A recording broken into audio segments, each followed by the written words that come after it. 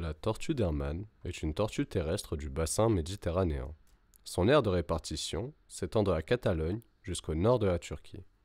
En France, on la retrouve en Corse et dans le département varois.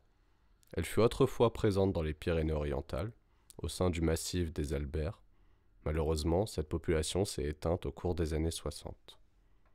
En France, on peut la confondre avec deux tortues qui ont été introduites par l'homme.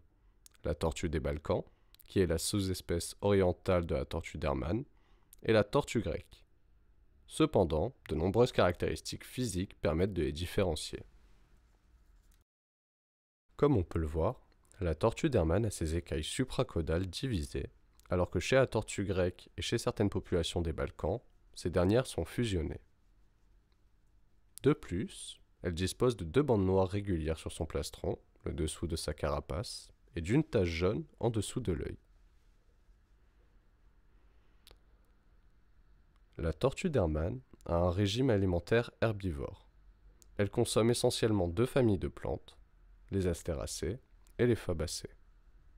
On l'observe parfois manger des invertébrés et des animaux morts, le plus souvent des micro-mammifères et des oiseaux. Pour survivre, cette tortue peut également être coprophage, c'est-à-dire qu'elle se nourrit d'excréments. En France, cette tortue est protégée. Il est donc interdit de la manipuler ou de la détenir chez soi. En effet, le peu de populations françaises restantes sont principalement menacées pour trois raisons.